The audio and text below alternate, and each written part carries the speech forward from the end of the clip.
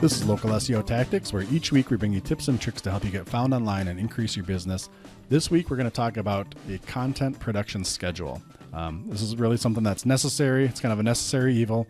Not the funnest thing, but you got to have the discipline and you got to have the diligence to get this done every week or every month, whatever it is, to put new content on your website. We're going to break down some kind of hacks to make this easier for you, get inspired and not have it be an overwhelming process, and hopefully help you guys out. Hey everyone, Jesse and Bob here. I want to talk to you real quick about live chat. We've mentioned it for a few weeks now here on the show, but the reason for doing that is just it's a slick way to get chat on your website. If you go through our link, intrix.com/live chat, they're going to give you a 60-day free trial, which is 2 months. At the end of the 2 months, if you want to keep using it, it's going to be anywhere from, I think it's, $16 they start off, but then it jumps up to $19 month to month, $33, $50 plans. Can scale up from there. But the point is, for 2 months, you can see if this is going to work, if it's going to bring you new business, if it helps speed up your sales cycle, helps engage your customers more, whatever it is. That's a long time. Yeah, a lot of times we'll give our clients these free trials for a month or two, and I'll, as a typical salesperson, I'll follow up and say, "Hey, how did it work for you?" Right. I don't know. I think it worked. I think, and you know what? You don't have to think with this. Yeah. Here's what I would do. Here's how I would run with the 2 months. Yeah. Is I would, between either myself or the team working with me or whatever, is as we were doing their live chat, and somebody's on the fence for what it is, whatever service it is that we're doing, I would tie in some kind of special coupon as special price or special incentive. Not maybe for everybody, because that's not a good A/B test, but those that we see that are essentially on the fence. I'm thinking about doing it. Well, I'll tell you what, we got a special. And that way you can measure whether or not this works. Be able to track it back. Right, during that 2 month period. Yeah. But so many things that we have free trials, because we're just riddled with free trials. We just try it, and then at the end of the 2 months, we're like, I think it works. And then we subscribe, and 2 or 3 months into it, or even a year, we're like, is this really working? Is it even working or not? Yeah. So, that isn't a slam on them at all. Yeah. It's just, as a business person, if I get that 2 months, I'm going to exploit it and make darn sure it works. Right. So that's my 2 cents. No, I think that's a very, very wise way to go about it. And, this is one of the reasons we decided to go ahead and promote this live chat is super cheap. Again, if it's $20 a month, a customer a month. I don't know what business you'd have to be in out there where that doesn't give you an ROI, $20 a month to get a new customer. You know what I mean? Right. Like at least one, and to be able to do it for 60 days to know if it works or not. And I think you're hitting the nail on the head. You got to make sure you find a way to know if this is working or not. Because the inverse of what you're saying, sometimes people are like, no, that didn't really work for me. And darn well it did, right? Right. We're big proponents of call tracking software, right, for your websites. We have plenty of conversations with customers. Well, that didn't work. We're like, yeah, did it just look at these numbers. You're getting 10 calls a day, You just weren't aware of it. So whether it's for good or bad result at the end, finding a way to track that back and make sure it's working or not. And I think it forces you to train your team to use this tool. Yeah. And if you're not doing that, it doesn't matter what tool you use. Yep. If nobody's answering the chat, can't just throw it out there. Right. It doesn't matter. This isn't going to magically make you money. Right. If you don't, just like a hammer isn't going to make you money unless you do something with it. Right. So check it out. Like Bob was saying, figure out a way to track this. 2 months. You got 2 months to see if it works for you or not. Free trial, intrix.com/live chat. Welcome back to Local SEO Tactics. Jesse Dolan here with Bob Brennan. Howdy. As we do each week, we're here to bring you some tips and tricks to help you with your websites. And this week, we're going to talk about having a regular content production strategy for your website. What we mean by that is just having a plan for what you're going to be producing for your website, right? So content is king. I think everybody's heard that, probably beat to death. But it is true. You got to be putting out content for the search engines to see that you're relevant, see that you're fresh, and get served up. So it's pretty important. The frequency, and how much content that you do put out is going to depend on what your competitors are doing. So we're not going to get into that, that kind of metric here. This is more about how to have a strategy and kind of roll it out and the importance of it. But that's where you'd probably want to start with this whole topic is see what other people are doing. A lot of times if your competitors maybe have a blog or news articles and things like that, it's easy to get on there and see the dates and things like that for how often they're producing content and what they're doing. You can also look at sitemaps. Usually down on the bottom of a website, people are going to have a XML sitemap or an HTML sitemap. You can kind of browse through it like that. And we had one of our previous episodes, I'll link to it in the show notes, but we talked about website monitoring. You could even go so far as to set up some of these monitoring tools to see when they put out new content and get an alert. So it's kind of a tricky way to go about it, you know, but totally legit and just kind of good intelligence gathering. So your level of content production is definitely going to depend on what your competitors are doing. You got to keep up with the Joneses in your niche, you know, whatever that is. Now, aside from that, a good rule of thumb I usually like to throw out to people is try to do one thing a week, you know, minimum one thing a month for a piece of content. And we're going to break down some different ways to do that, how to stay on schedule, and just kind of the variety of that. So first thing is why this is important. It's part of Google's algorithm. Yeah. You know, how relevant are you? How fresh are you? How much authority do you have? You know, things like that. In this case, we're talking about how fresh is it. If you haven't put out any content, you know, in 2 years, unless you're in a niche where nobody else has, you know, or your website is so crazy dominant that it's got, you know, hundreds of backlinks and everybody just goes there. Yeah, you might be the exception to the rule where you don't need new content. But for the rest of us regular folks operating regular old websites, putting out new content is very important. If you have an XML sitemap on your website, it stamps, you know, when you produce that content for Google. Google's crawling your website. Hopefully you've hooked it up to the Google Search Console. We'll link to that episode here in the show notes as well if you don't know how to do that, to help you out. And you submit your sitemap to Google. They're crawling it, you know, on a daily or a weekly basis, looking to see if you've added new content so then they can add that new content to their search index. They're looking at dates. They understand how often you're posting on your website, how many new pages you're putting up, and that frequency. And kind of two things. One, if you don't do it, that tells them, you know, if you're active or not. And secondly, if you have huge gaps in time. I mean, I think lots of businesses either have done this yourselves or you've run into businesses that you found when searching for products and services where they'll start a blog, right? And just go in blazes. You know, just, you know, every couple of days or every week, you know, some kind of new thing that's coming up. And you're reading through these and you're noticing, oh, this was February 2016. And August 2016 is the last entry, you know, like they just stopped. Google sees that too. And it's kind of a signal to them that you stopped. Something went wrong or you just gave up or whatever, you know what I mean? So they see everything, don't they? They do see everything. Mike Myers or Austin Powers. I'm sorry. Yeah. Little finger there. What was his name? Dr. Evil. Dr. Evil. Dr. Evil. How could I forget that? So Google knows, to Bob's point, their master plan, their evil plan is just knowing everything. And if you want to be in the game, put out new content. They're watching the timestamps. They know all this, right? So just to make that very, very clear. Now, secondly, in my other example I just gave of that blog, right, that started in February, ended in August or whatever, depending on what kind of content you're producing and the format it's in, it'll be date stamped for, you know, for your customers or your users to see. Maybe it's, you know, who wrote this and the date and things like that. But in those cases where it's time stamped or some kind of blog or some kind of role timeline here, that's important too. They want to see if you're putting this out there to be known that you're publishing these things, and you have these dates on them.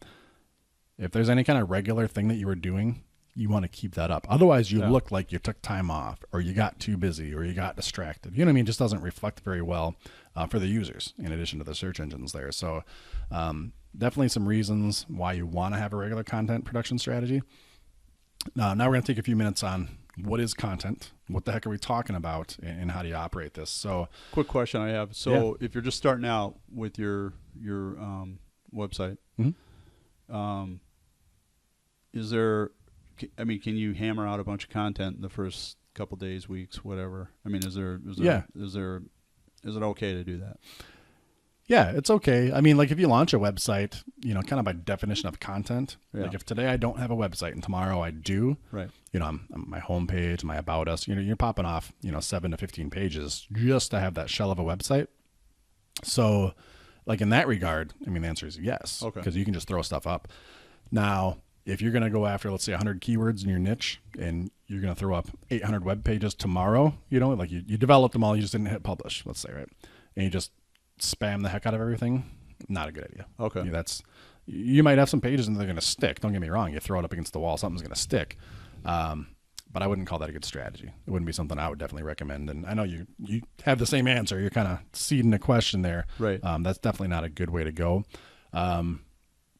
There's definitely the most effective way we found so far is kind of a crawl, walk, run, and start out with smaller bits of content. If your website is brand new, start out with maybe 1,000-word, 1,500-word, pieces of content, which kind of sounds like a lot, but it's also not in the grand scheme of things for what you find out there on the search engines. Yeah, not what Google wants. We used to be able to get by with that as little as probably 2-3 years ago. Yeah. It's known as kind of thin content. Yeah, right? 500 words, 350 words. Yeah. Just quick down and dirty Pictures, deal. yeah. Google's part of their AI and everything else is they're looking to see if you're legit, and if you're legit, you're going at least 1,500 words, right. 2,000, 1,500, and later on you're going to want to put bigger content out there. Right. So let's say if you're starting from scratch, or if you're trying to breathe new life into your website, what I would say is try to put out 1,000-word page once a week. If you can't do that, at least try to do it once a month or every 2 weeks or something like that. Be on a regular schedule. And that's not as hard as it sounds. That's not some, huge encyclopedia, right. Like a big post or a big page is going to be, 3,500 words, 4,000 words. That definitely takes a lot of effort to kind of craft. But if you know what you're talking about and you're trying to promote your product or service or kind of wrap things around a keyword here, you can put out 1,000 words or more pretty darn easy, quite frankly. It's not saying it's going to take you 10 minutes, but you can do it once a week or once a month or every 2 weeks without a problem if you have that discipline to do it. So as an overall strategy, I would probably do that. Let's just round up 1,200 to 1,500 words. 1,000 is even kind of a little bit on the light side. If that's what you can do, do it. That's better than nothing. But if you can get closer to that 1,200, 1,300, or 1,500 words, that's where you want to be. I'll put a link in the show notes to a web text analyzer tool that we use. It's free. Just to give you some examples, you can take your current website, plug some pages in. It'll tell you how many words are on your page, just to kind of help give some context, right, to what this actually means and what it would look like for you. And then as you're developing new pages, just to test them, to see what kind of words you got on there to count them up, to help you guys out. So check the show notes out for that, intrix.com/show. Now, getting a content schedule and a production schedule is kind of important here. So if you know you got to create, I'm going to say one a week from here on out for the example. If you know you got to create a page a week, you don't want to spend energy every week trying to decide what you're going to come up with, right? So maybe once a month or even once a quarter, if you could write out or list out all the things you want to be talking about and what your ideas are, it becomes a lot easier to kind of do this stuff once a week, or even if you batch it. And maybe you sit down for one day a month and you write, 4, 5, 6, 8 pages that you're going to release later. Right. You can totally do that too. Some real easy pieces of content to do that. One, we talked about it in another episode, is category pages. Real easy way to create a new page with a lot of content, kind of bringing in other pages on your website, grouping them into categories. Another way to beef up any page, so let's just say you wrote an article or you wrote a landing page for your website. You got like 750 words on it. A great way to add some more content to that page is FAQs. So whatever you're writing about, whatever the topic on the page is, there's going to be a few questions people ask about this once they engage with you for that product or service. Throw up some FAQs about it, right? You want this content to be relevant to what you're writing about, completely on topic, and making sense to that. But you can easily add in a couple hundred words with just a couple of questions. The actual question, type it out. The answer, type it out. Don't use contractions if you're really really stretching. That's do not instead of don't. You know what I mean? Things like that. Other easy wins for what kind of content is check out your industry. What kind of news and updates? If you're spinning this out for a customer, make sure you always understand how to kind of transpose that, if you will, or relay that in customer terminology, not in the industry speak. But I'm sure every business out there has some kind of industry, news publication or website or blog you can subscribe to, and they'll put you on an email list and they'll send you the updates and just save them. Put a folder in your inbox for, website content ideas. And as you get these newsletters being sent to you that you used to delete as spam, if you have a headline in there that catches your eye, save it in there for topics for later. And when you sit down once a month to kind of plot out your map, pull those out and look for which things make sense to you to write. If it doesn't make sense anymore, delete it. But if you do find something that makes sense, use that as inspiration and kind of run from there. If you're going to paraphrase, and extrapolate things directly, always link back to those websites, which is completely fine to say, sourced from whatever. If we're talking about industry stuff, usually, it's maybe from a manufacturer to you. You're not going to have to worry about your customers jumping over you, the manufacturer. You're a reseller or part of the channel. It's not like it's a direct competitor. Right. So give credit where credit is due. Just make that very clear. Other ones are if you have internal company news or events. You can blast out to everybody in your company, hey, any interesting stuff happening this month, or what's coming up, or what did happen. Again, it doesn't take anything but a topic to really get you writing and get you going. So just think about what's happening at your company, and then in your own community. If there's something related to what you're doing, whether some people volunteered at your company. This content doesn't, I guess my point on this, just take a quick pause. This content doesn't have to be about what you're selling or providing, right? It's just content that's related to your business. So if it was about some cool thing you did at, some church to help some people, or you helped to build a house for somebody or clean up some ditches or whatever it is, that can be content on your website. And there is definitely a strategy in SEO to write about and have content about your community to show that you're related to that. We're in Eagan, Minnesota, right? So writing blog posts or pages about Eagan, serving Eagan, or things that do in Eagan, that are related to us and kind of circle back. Lets Google know, you're about Eagan, not just that product or service, but also that city. So just to make that clear too, this doesn't have to just be about something that you're selling. It has to somehow track back to you. Yeah, and that kind of makes sense because we've all gone to websites and we're like, okay, why are they talking about the, Eagan book drive or whatever the deal is? Well, they're doing that to help Google see that they're part of the Eagan community, and it's all part of that EAT formula or what have you. And so that's kind of interesting. I guess it kind of a redirect that I have, or a question I have, is how do you implement content as it relates to maybe some of the Google Analytics, or sure. were you wanted to cover that at all? No, that's great. Yeah, it's on the short list of notes here, but absolutely. When you say Google Analytics, I'm assuming you're talking about like actual keywords and stuff. Yeah, some of the keywords and some of the stuff that kind of tells you, because I think we all, again, we sit down in our business and it's like, God, there's a zillion things I could talk about, most of which would bore the tears out of people. But what's really productive? What are the key things that we should really hit on here, and then maybe the any supporting topics to that. I mean, how do you approach that? Yeah, great question. There's a couple of tools Google has out there, and a lot of this too. All other things being equal, if I had a list of this content that I, have topics here that I'm going to produce content on, I should definitely go with whatever the highest search volume and kind of direct for my company, right? So using, Google, it's not quite the same as it used to be through AdWords. You could use their Google keyword research tool. It's not quite as good as it used to be for giving you exact volumes, but it's still okay for some research. So using something like that, Longtail Pro, which is something we recommend. We have it on our website, intrix.com/resources. I forget the exact offer, but if you go through our link, you can get hooked up with Longtail Pro too. There's tools out there for keyword research to get volumes and suggestions, mine that data. Yeah. There's a Keywords Everywhere plugin that I know we use. Yeah, that's real Chrome. helpful. That's super helpful. So you can, I would say, use that in two ways. All these keyword research things in two ways. One is to find ideas, because almost all of these give you related. You plug in something, it tells you other things related to it. So it can help you spider out and branch out for your ideas. Then two, it can help you quantify and prioritize which one should go above the other. Some other super cool tools are Google Trends, which I'll put a link to all these in the show notes too for Google everybody. Trends is a nice tool. Google Trends is great because if something's kind of coming up, you can see what's happening with it. There's another tool, Google Correlate, which kind of compares and contrasts, correlates two different terms together, so you can kind of see the history and how they interact with each other.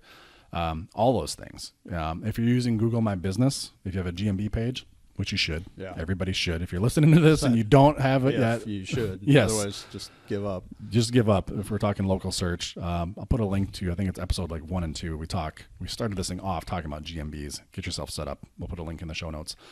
But at any rate, in your GMB listing, you can go in there to the insights, and they're going to give you now, at the time of this airing, it may not have rolled out to everybody yet. They're still rolling it out.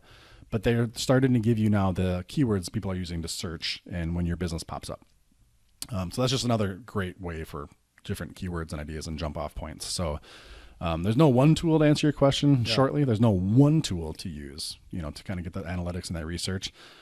Make sure you're always taking all this stuff in. So again, if you're saying once a month or once a quarter, you're going to sit down and just kind of hibernate for a day and get your content strategy, listed out.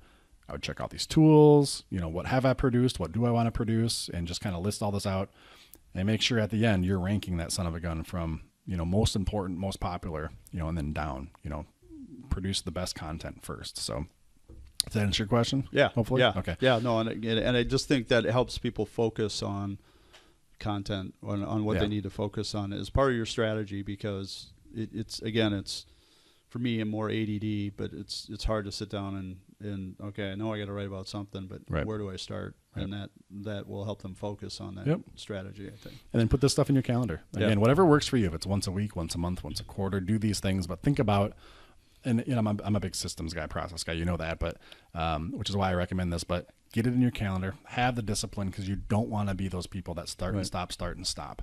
Your best results are going to be with just continued effort on this. You don't have to spam the heck out of everything. Just do one big chunk. Slow and steady is going to win the race on this. So get it in your calendar. And don't worry about getting great. Just get good. Just because the first couple article or the content, none of this is going to be perfect. Right. But Google doesn't care. They just want to see that you're in the game, so to speak, and then you can refine your craft as you get along. You can refine those articles too. You can go back and edit them later. Oh yeah. So that's another way of approaching it. So a couple more quick wins for you guys to help you develop content here. So we talk about industry news and events, kind of internal company stuff, things in your neighborhood, if you will. Case studies. If you're trying to promote a certain product or service, get a case study. Case studies can be, very white paper-ish, or they can be very general, and a little lighter to read. Testimonials mixed in there, things like that. I mean, just a great inspiration for how to write something. Infographics, which I have no experience with. We can probably dig into that in another episode, but those are important too, I guess. Those are very good. The thing with an infographic, depending on how you put it on your page, it may be just an image, right? Okay. So, and I'm glad you brought this up. It wasn't even on the radar here, but this is a big thing. Put the big old infographic up on there, right? Or if it's a PDF, they got to download, whatever it is, but then write about it. Like if it's a flow chart, let's say, as an infographic, we'll list out the steps. Just read what you're doing and just kind of type away and kind of paraphrase the infographic in text. Yeah. At the end of the day, we're looking for actual text on page here, right? Yep. So that's great. You can take an infographic as your inspiration and to just develop a piece of content around that and use the infographic right in that article. Creating sales pages based on keywords you want to target. Talk to your sales guys, sales gals, talk to your customers, find all these hot buttons, but just straight up create landing pages. Some of the other stuff that we're talking about is much more maybe informative, but at the end of the day, if you're completely tapped out and you just we use pool repair in the last few episodes as an example here, man, just sit down and write something about pool repair. If you got nothing else, at the end of the day, just create a sales page, a click here to buy, contact me, request a demo, book service, whatever it is. At the end of the day, just a straight up landing page, a sales page. And to give you some idea right now, we're at when this is being recorded, we're, at the eve of the release of the various iPhones. Yeah.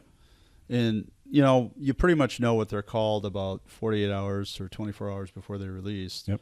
You could start getting that content out there. Ultimately people are going to be looking to have those repaired. And if you already have that content out, but like you said, you can go back and refine it. Yep. So in this case, we might call them the iPhone XCs or XS or whatever we think they might be called.